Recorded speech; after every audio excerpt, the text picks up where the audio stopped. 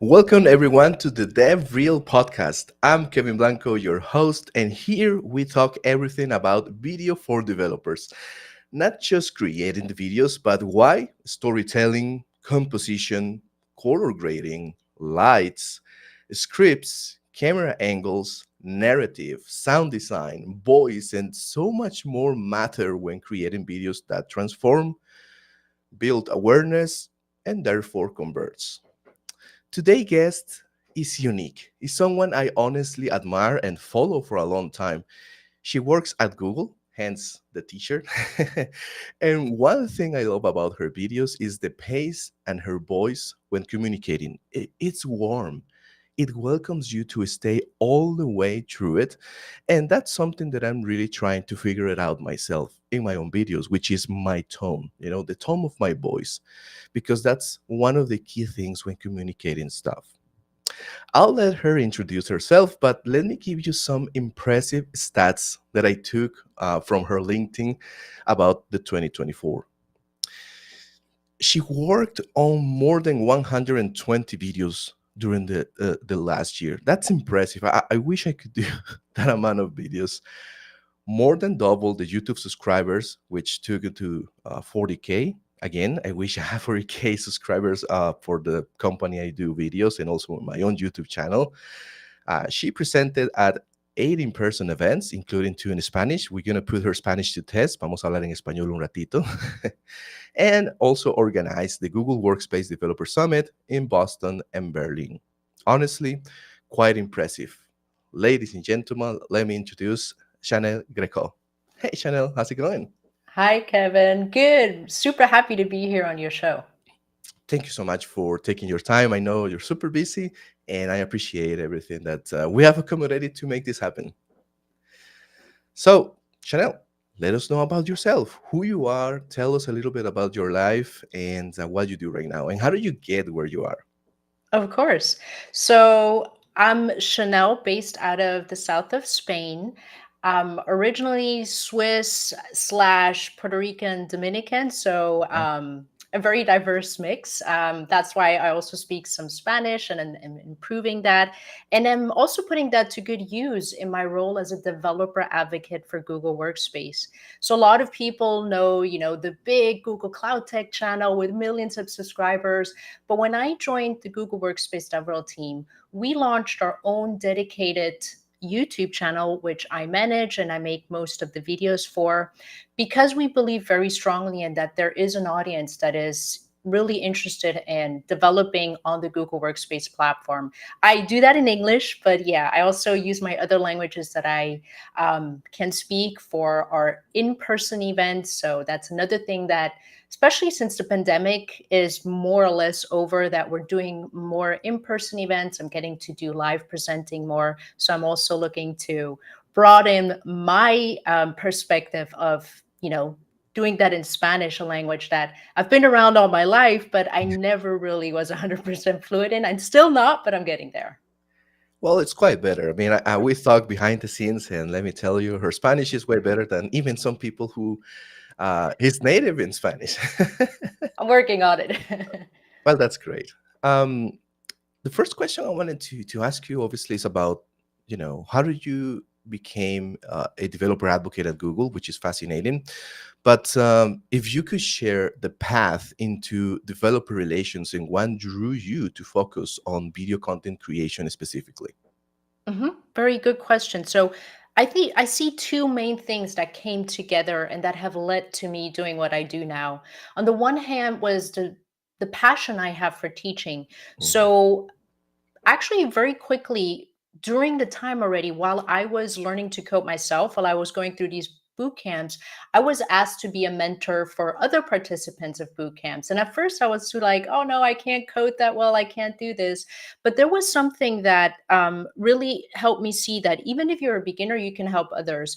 There was at a specific mentoring or meetup that we had one evening, one of the senior developers where I was working, where I was interning, he was trying to teach someone something, and that person just wasn't getting it. And I remember him saying, "You know what? I can't remember how it is not to be able to code because I started coding when I was 11." And I understood then that you don't have to be this senior developer with 40 years experience to teach someone how to code. And so I said, okay, let me lean into this. Let me, start teaching others what I've learned. And so I really found that I have a passion for teaching. I really like explaining things. So that was on the one hand. And on the other hand, I had, I would say, maybe the misfortune of founding my own little, very small business right at the beginning of the pandemic. Mm. This business was centered around Google Workspace. So I was offering training sessions for companies that, wanted to train their employees on how to use Gmail, Google Drive, Sheets, and so on.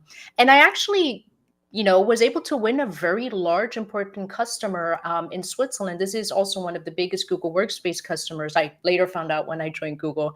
Oh, wow. And I was super pumped because I had my first on-site training session. I was going to go to the customer, and then we had to go into lockdown. And that Ah, large corporation also decided everyone's working from home.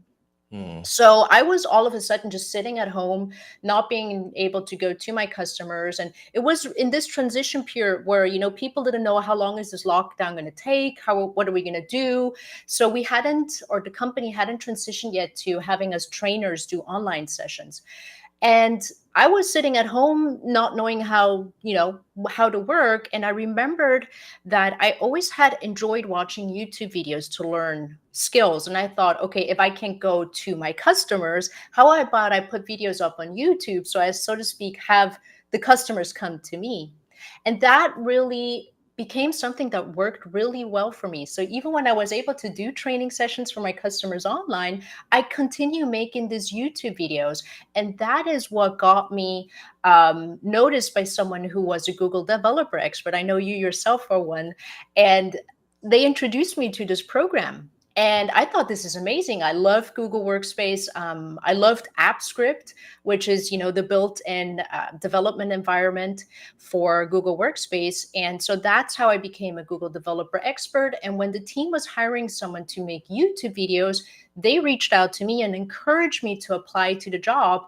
I went through the hiring process, which, Google is famous for. It's not easy, and it took quite some time. yeah. But then I did get the job, and that's how I became part of this really cool DevRel team. Well, congratulations, first of all. It's not an Thank easy you. journey. It sounds like not an easy journey, and what I can say also from my own personal experiences, good things comes from bad things, like the fact that unfortunately something that no one was expecting, the pandemic and the lockdowns, and you already had some plans where you were heading towards, and then all of a sudden all of those change, and you might say, well, I failed, I'm not doing good, and then all of a sudden all of this let you start creating videos and let you join Google now, which is obviously an amazing thing for you. So I think uh, we could share that, yeah, sometimes bad things led you to good things, right? Absolutely, yeah. Awesome. So the fact that you mentioned that you had this passion for teaching, would you say passion for teaching is a key element for someone who is trying to create media videos? Most for people who are trying to create videos that are for education purpose, because there's a lot of Mhm. different videos, vlogging and just talking about their style and their life, but developer focused videos normally is for trying to advocate for them and give them directions to where they could be headed towards. So would you say passion for teaching is one of the key elements for that? I think it definitely helps, yes. And I love that you said there are different type of videos, and also in DevRel, as you know, sometimes a lot of the videos are, I call them more like marketing videos, where you're talking about the product and just giving ideas of the use case. And I like making those videos too, but I particularly like making the how-to videos, creating end-to-end solutions, walking the viewers through that. And there I think, yeah, that is teaching, definitely. And if you have a passion for that, you are going to yourself, you're going to enjoy that process of putting yourself in that situation. Okay, what does a person learning this technology need to hear in order for it to make it clear to them? Yeah, that makes total sense. And so on that path, and I mean, I create videos every day as well. Every week I create like two videos, or I'll try to create two videos when I'm not like taking more time because I need to repeat some stuff, which we're going to come back because I want to talk to you about like the difference between creating a video where you control everything and you have a script versus going to speak in person. That's Mhm. quite different, obviously, but we'll go back to that. On the path of creating videos that educates, sometimes it can be boring. Like you don't have like enough context to create a super engaging video. You have to go over a technical topic that can be challenging. So I wanted to ask you, for this Google Workspace Devs YouTube channel that has become a valuable resource for developers, if you could share some of your vision behind launching it, and how do you approach making that technical content accessible and engaging? Because not everyone has the capability of just creating a video and going over a technical concept and make it interesting. Mhm. Yeah. Well, let's start maybe with the vision. So before I joined the team, first of all, not so many videos were made. The team was smaller, and I was kind of like part of a revamp of the team when a lot of or a couple of new team members were hired. And as said, I specifically was hired to make YouTube videos. And one of the first things that I internally advocated for was to launch our own YouTube channel because I do believe that even if a channel is smaller, if the audience is dialed into what you're saying, the channel is going to have more success than Mm, if you have this huge, large channel where maybe only 5% of the subscribers are interested in what the channel actually or the videos that you're making. So to put this into context, we have a large Google Workspace channel, and we were periodically putting out like app script videos there, versus now we have a much smaller Google Workspace developer YouTube channel, now around 41,000 subscribers. But the videos we put out are highly relevant to the majority, if not even all of them, because they specifically subscribe to that channel because they're interested in developing solutions on the Google Workspace platform. So that's why I advocated and also launched that channel, and put a lot of effort into building that in the last a bit more than 2 years. And mm, the other question that you asked is, how do I go about creating these videos? And some of them, yeah, we're touching on very technically deep topics. How do you put that into video? So right. I do think that a combination of hearing and seeing is very important. That's why I think videos work so well. And what I also try to do is to create sometimes illustrations. And I work very often with our technical writers who maintain the developer documentation. Mm, And it's interesting because sometimes the illustrations I have created for videos, they liked it so much that they ended up putting into the developer documentation, just because me thinking through that video lens gives me a different perspective of how would you explain something than them writing text. So I think that a DevRel team where the video creators and the technical writers work together and bounce ideas off each other, and I use what they create and vice versa. I think that right. works very well, especially when things get technically difficult. That's great. And what you mentioned about collaboration is key because you create some cohesion between what's being put on the writing piece of the documentation and what people is going to find on the video. There's a cohesion, and that everything makes sense when it comes to either watching the video or just looking at the technical documentation. And I think that's great. So what you mentioned about the combination of different things when creating the video, that's key because I've found different videos that I've created my own to have different results. Like Mhm. I've put a lot of efforts on videos that I spent a lot of time and got very poor results. And I've created videos that maybe it took me just 20 minutes to record, and then all of a sudden it explodes. Mhm. So it's identifying what your audience like, right? At least for me, I've done that with the company I work for, which is AppSmith, and I think we share that we both kind of into the low code and no code space. So I actually wanted to ask you about that, if it's any difference between low code and standard developers. But At the end, we're all trying to transform complex developer topics into clear and engaging video content. So the balance between, technical depth and accessibility, like you want to advocate for people who might be new to AppScript, and also you want to advocate for people who are already power users of AppScript, who are already using AppSheet, and they just want to understand what's new. For example, in the spotlight you create, like they want to understand what's new, and you want it to be technical. So what's that balance between like advocating for the new ones and also for the ones that have been using the product for a long time? Hmm. I would I would say that I'm fine with imbalance in the sense of that I'd rather have it a bit more accessible and for beginners than to try to find a perfect balance. The reason why I'm saying that is, and obviously these are assumptions based on, feedback I've gotten from the community, what I've seen, the comments I get on the channel, the interactions. We have more viewers that are what we would call citizen developers. So these are not your trained developers. These are just call them business power user. They're looking to automate. They might be using our no code solution app sheet, Right. dabbling a little bit with AppScript, but they don't do coding for a living. So we have a lot of those viewers. And then I also think we have a lot of intermediate user. So these are not your developers who have 50 years of experience on our platform. Okay, the platform's not that old, but you know what I mean? They're not Yeah, senior. exactly. Because what I do hear a lot from the senior developers is they prefer to read. So they probably won't be watching our YouTube videos. And that's why I say I try to be more on the accessibility side on making things very clear because I believe that we have more entry level to intermediate viewers of our videos. That is my assumption. I think until now it's worked well. What I have noticed though with when it comes to content formats, there are three things that work really well. The first is keeping people up to date. So we have release notes in our developer documentation. I make a monthly video about that.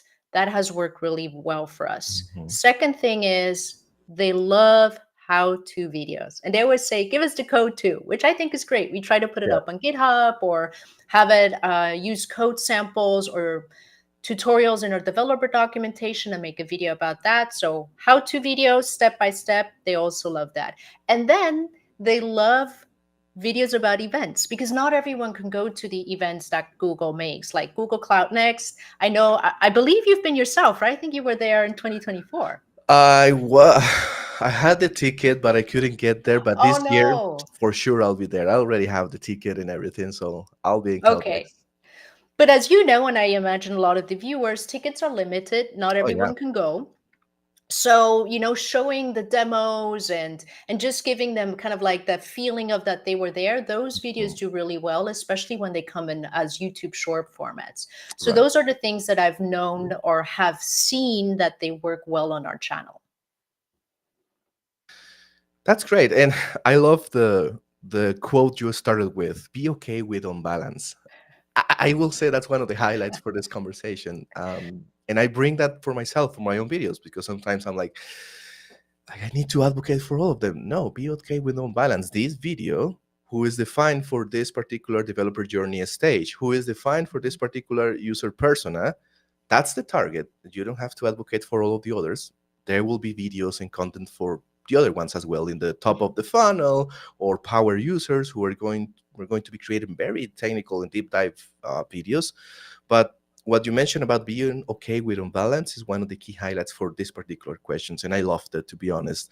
And then you touch base on other topic I wanted to bring, which is shorts. Mhm. Unfortunately, and I say unfortunately because it's true, the short format content have impacted the user's short span of attention. Like the span Mhm. of attention they have is even shorter. You could create a video of 20 minutes. People will be okay with that. Now, after 7 minutes, they might be dropping if you don't have any type of limbic opening or good structure that is going to help you to keep the pace going. And so, with that in mind, and having shorts being really popular, how do you approach creating short format content that delivers value in such a concise format? Because again, they want to have everything right at once in less than 1 minute. So how do you approach shorts, and how do you say, oh, this should be a short, this should be a long format video? Hmm. Um, so yeah, one thing I did mention is that, the events that I put into shorts, and that's very often I also kind of make that in a vlog style. Like I'll be saying, okay, come with me today to see Google Cloud Next, and then I show footage of the event and the cool Hmm. demo areas and stuff like that. So that is one thing I do. The other thing I do is I'm also trying to be smart about creating content. I do most of the content for our channel ourselves, so I have to be smart about it, and that's why repurposing content is so important. So what I've done is from our news videos or our release note monthly videos, I'll take like two, maybe three of the bigger releases, and I'll put that into a short. I've seen that work very well. The other thing that I'm going to do with two of my colleagues, both technical writers, is we're going to publish kind of like a tips and tricks YouTube short series. This is the first time we're doing something like that. And it's going to be short learning nuggets of a couple of seconds where they will be actually able to learn something useful for their work as, working, or in this specific case, using AppScript. But I just said we're doing this for the first time. So yeah, for me it's a continuous effort to try out new formats, see what works, what doesn't.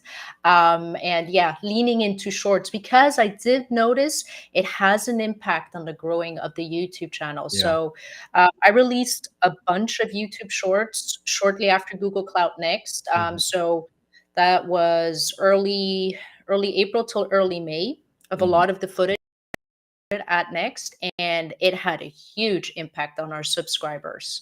So That's yes, I do know shorts are important. I mean, this is something YouTube says. yeah. You know this as well as I do as a YouTube content creator. So that's why I'm also really leaning into shorts. Yeah, that's true. And one of the things that I love about Shorts is in the YouTube platform, obviously, is that you can link the full video out of the Hmm. shorts. So that way, you're gonna create some highlights, make it shorts for building awareness, which is what I'm the sense that I'm getting, and then Yep. that generates some interest to go and watch the full video. Like you create the highlights of what the spotlights you're gonna talk about, and then people can go and see the full video. So having that link to the full video, I think is very powerful to convert to the full video. You get more watch hours, more views, more engagement, and obviously that's going to bump up your numbers, and for sure it's going to help on your algorithm or your channel. So it's like a win-win situations with the shorts. Everyone should be doing shorts. And yeah, I agree with you. When I went to the Google I/O last year, Hmm. and I bring my camera and my microphone, and I decided to interview a bunch of people around, people I found on the floor. I asked them a couple of interesting questions, and also, what I did is I told them to give me the question I should ask the next person I interview. Oh, that's So a cool one. I like that. yeah, and that helped to build engagement because people wanted to see what Mhm. the answer is going to be for the next short. And so I noticed that really helped me to create a hook for the next video. And since it's shorts, people are going to very easily continue scrolling on your shorts in the channel.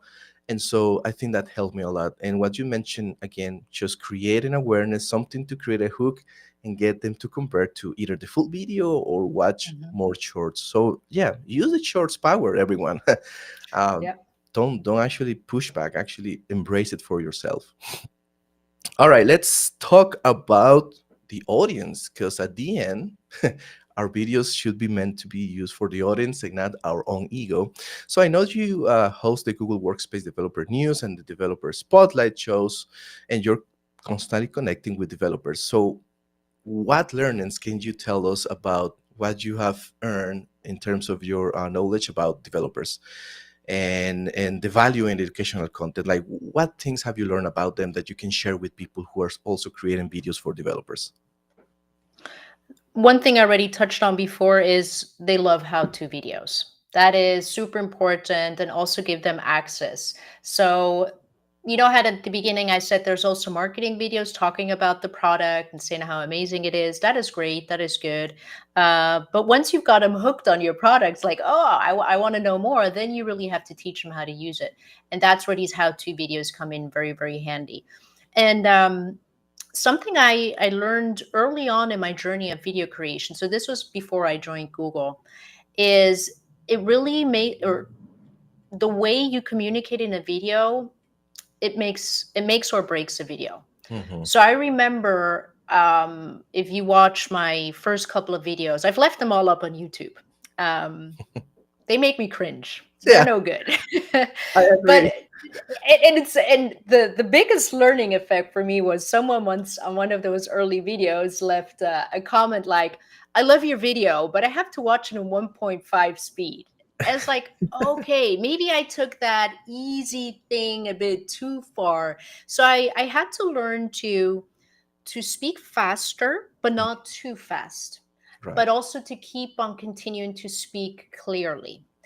And when it comes to video creation per se, I noticed that you don't need the best camera, you don't need the best visuals, but you do need crystal clear sound. Because if you don't give them that, they're not going to be happy. But I get it. I mean, me too. If I'm watching a video and I can't understand what the person says, then, the video is not going to have that worth. So I did notice, okay, audio quality is super important, but also the way I speak makes a difference. Hmm.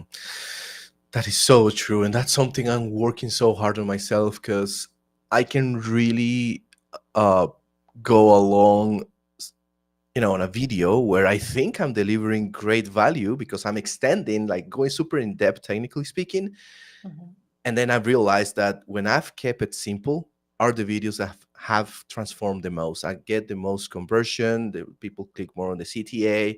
I mean, I achieve what the video is intended to do. And when I Mhm. stand too much, that's not a good thing. And I think it all comes back to not only the span of attention, but also you are delivering value on a video. And if you extend so much, then you might lose that opportunity to get value. Mhm. So I think what you mentioned about really understanding that sometimes less is more. I think that's something that I've learned a lot. And I realized that I can say the same thing I wanted to say on a shorter amount of time. And the voice is extremely powerful. Like I've been taking voice lessons and some consulting around that because Yeah. at the beginning I thought everything was about videos and I invested in cameras and I have all of this fancy setup where I can switch cameras and have the microphone. And yeah, but at the end, what you say is the most powerful medium to deliver a message. Like there's a lot of people who just got their phone, they open the phone, they start recording, and they convert because the way they communicate is impactful. And having the same words, the same sentences delivered in a different form, in a different voice tone, Mhm. how deaf you go in your voice, how slow you speak, but it's still having a pace that people want to stay with. It something I learned is from you because actually I said that at the opening. I don't know what channel has, but her voice is like warm, like welcome. He's giving me a hug, and I sometimes that's kind of hard for me. I could go super excited, and it can be even aggressive. So yeah, slowing down but still keeping a pace is something that I'm really working on. That's a great Kevin, advice. I'd love to share my trip, or my, can I get it right? My tip with you. It's not. That's just my voice. I don't know. I think we're all born with talents. Yeah, I guess my voice just carries itself well on recordings. But there's other things around speaking that I had to learn. So I guess everyone, has their own strengths and weaknesses, and you just have to find that what works well for you. And also, other people don't like making videos and they prefer writing blog posts, which if you're a developer advocate, also perfectly fine. But that's yeah, true. for me, it's just like a combination of maybe, skills that I have and other things that I've learned by making hundreds and hundreds of videos. That's true. Hundreds and hundreds.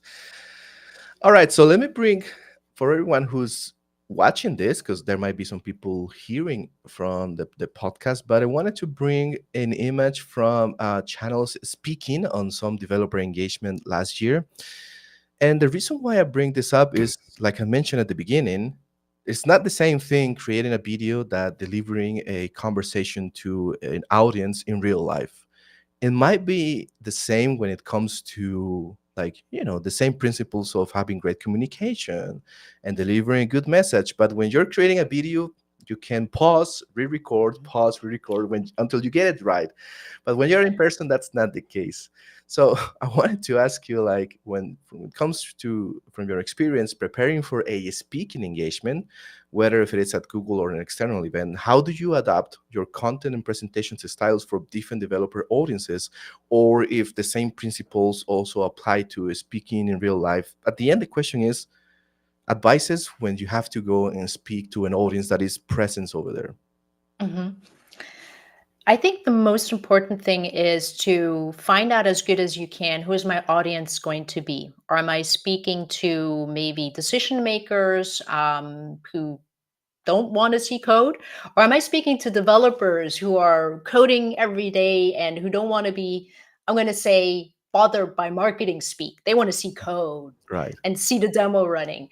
So, yeah, find out who your audience is and also what is my goal. Am I trying to inspire them? Am I helping them maybe learn a new technology, troubleshoot, whatever it is that I'm trying to achieve? And I want to share with you a very interesting situation I had last year. So one of the images that you showed with the black screen in the background, that was IO Connect in Berlin Mm-hmm. last year. And the way this works for these Google events, so IO Connect is a regional event and it showcases the content that was at IO, which you were in Shoreline in the Yeah. United States. So a lot of that content gets taken, obviously also updated if in the meantime we've launched new product. Mm-hmm. Now, my specific case, I was working on one session that I presented, and this means that the content was given to me. I was able to watch the recording of the original speaker, Mm. and this other speaker has a very different style than I do. And so I was trying to see what he does and trying to replicate it. And I practiced so many times and I was so unhappy about this. And the morning of the presentation, I walk into the room to the where we were gonna, where the stage was, where I was just about to go on stage, and I told my colleague, I said, "This is not gonna go well. I'm not confident." Mm. And I remember he says, you have to get on stage and tell them what they have to hear to be inspired. Mm. And that kind of like, bam, that unlocked me. Because, Right. yes, I had all of these slides, beautiful slides, really polished, good Mm-hmm. messaging. But I was trying to say something that in my heart didn't feel right for me and the people I knew, because there were a lot of people in the audience from our community whom I knew, Right. and I was just like, I'm selling them something that doesn't feel like mine. So hearing that is like, okay, these are the slides. I know what the message is. I know our platform. I've used it so many times myself. And I know the audience sitting there. I know the problems, they're trying to solve. Mm-hmm. Now go ahead and tell them what they need to hear about these new APIs, about these new SDKs that they feel like going home and saying, I want to try this out. I can't wait. Right. So yeah, that really helped me to put in perspective that it's all about the audience. Who are they? What do they need to hear to be inspired? And yeah, sometimes it just really takes that preparational step. And as you said, you can't hit pause and re-record. You can't take another take. So and Exactly. maybe also to double down on that, there is a difference when you're live. I think pausing is much more important when you're live than when you're on video, because you said this a couple of times, people have short attention span. If you put too much of dramatic pauses in a video, Yeah. they're just going to click to the next video. But if you do that, with the right dosage, in a in-person event, then that's very different. Then you're going to have people sitting at their edges of their chair like, what is she going to say next? And that's what you want. You want them to be with you at all the time. And what I particularly like about live presenting is looking at the audience, and there will always be 3 or 4 people following you Mm-hmm. doing this. Yeah, When you exactly. see that, you've got them. That's great advice, and I actually been trying to implement that on my own. I had the chance to deliver a keynote last year in Calgary for the Dev Fest over there, which is a huge community. Cool. I was a bit nervous about it because their venue is huge. They were preparing for more than 1,000 event attendees, and I was a bit nervous. So I worked with the consultant that I work with, and he was like, "What you said is true. The pauses, because the fact is people are over there and some of them might be on their phones, some of Mhm. them might be putting attention, they might be looking at the agenda, what's coming up next, and when you're talking and you slow down and make a pause like Mhm. this, and then they stay in silence, they're going to see like, oh, what happened, what's going on? Is he asking a question, was he talking to me? And then they put attention. And so that builds tension, something that maybe you cannot do on a simple talking video where you are delivering the spotlight updates. You Yeah. have to go very deep into the topics. This is what we have. This is what's great for you. Go out and try it out. But when you are in person, you need to build that tension and relationship between you and the audience. So I think that's a great advice. Thank you for bringing that up. But yeah, it's completely different. And Mhm. also what you said about looking at specific people who are in the audience paying attention, and maybe even asking a question to them like, how do you feel about this launch? How do you feel about this topic? Are you excited? How are you going to bring this into your own workload tomorrow? I Mhm. think that also is going to prepare the other people in the audience to maybe have a questions being made. But yeah, great advice about that. And maybe if I can just take this one step further, and but obviously this is something you have to do. It's a bit more of an informal thing. So like it works out well at workshops, where people are there maybe for 2 hours with you going through something.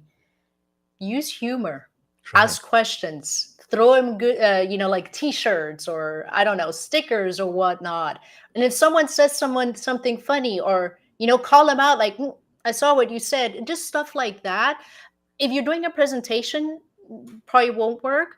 But when it comes to workshops, when it comes to trying to keep them engaged over longer time, there's many little things you can do that are very entertaining. And I mean, if people are laughing, they're not going to get up and leave. They're going to be Exactly. enjoying your session. Right. Yeah, that's true. Yeah, humor is always a good way to build interest. Not everyone has that thing. I was actually talking to some of the speakers at the Calgary event, and this guy was telling me, "I love your presentation. I love the way you do, but I'm not like you. You have this spark of being funny and taking, for example, I was presenting and all of a sudden the screen went black. I don't know what Hmm. happened. And so the guys who were managing the production of the event came in, and instead of staying in silence, I just started to tell a story. I'm a storyteller. Exactly. So I started to tell a story about how I used to work for a Canadian agency and I have this bound with Canada. And so since the event was happening in Canada, that really brought the people attention instead of just staying watching on the black screen, and they will probably left because it took like 5 minutes for the production team to get it up and work again. So also working with all of those elements that are Hmm. happening in real life, that you might come prepared with a presentation and the topics you want to cover, but also understanding your environment and taking that as an option for you to build a story around or maybe build a joke. That's something you have to pay attention, and that's a great Hmm. advice as well. Channel, we have been talking for 38 minutes, and time flies when you are having fun and are learning, but I want to be cautious about your time. We did had a script or some sort of questions we wanted to all go over, but this question was not in the scripts. Might be a surprise for the channel. How does channel stay inspired? Where do you get your inspiration from to continue doing your work or embracing new styles or having your own voice? Like, where does channel find inspiration from? Different places. Kevin, you're my inspiration. I like your weekly Devrel, your newsletter that you made, where you're sharing your inspiration, which I think I was just yesterday. I read this week's episode, and you were showing videos of people I had never seen. So that Mm, is cool. Learning from other people who either work in Devrel or just create content. Given I manage one of the many Google channels, I also almost every day or every other day I have a quick look at some of the technical channels that we have at Google, so like the Google Cloud Tech, the Google for Developers, which is a huge channel. mhm, And so I try to keep tabs on what are they doing to get ideas from them. And speaking of the Google developer news video, the monthly release note style videos I make, I got that inspiration from Google's Firebase team. mm, Um, one developer who's since moved on, Puff, an amazing person. He Yeah. had this really cool presentation style, and he would do these monthly Firebase release note videos. And that really got me inspired to create our own. I didn't want to copy paste it. Obviously, I'm not Puff, I don't have his style. He Yeah. has a very cool, unique style. But I thought, why don't I make that into, or why don't I just bring my own flair into it, the way I like to do it with my styling and editing of the videos. So, Mm. yeah, so other developers, other content creators, and other Google channels are a source of inspiration for me. That's great. That's great. Yeah, staying inspired is good, and like you said, looking at other people's skills, but not trying to copy, just trying to create your own version of channel who is being inspired by all of these people, but not just a copycat, because people Mhm. will notice it. Channel, thank you so much for your time. To close up, I'd like to ask you your last advice. What will be one last advice you can give developers who want to share their knowledge throughout content creation? Because right now, anyone can just go and create a YouTube channel. That's the beautiful thing about Google, who built this amazing platform and the democratization of content. So, what advice would you give somebody who wants to start creating video content and maybe hasn't put it out there? Just create content, because I think that's where a lot of people fail. They have analysis paralysis, as my colleague used to say. They're over analyzing, thinking I could never do this. But we all start out at a certain point, and we all cringe when we watch our first Yeah, videos that we've made. That is totally normal. It's a learning process. It's also a very fun process. So if you want to create content, just go ahead and do so. perfect. That's a great advice. So, to close up, I took the chance to get the highlights very briefly of what I got from this conversation.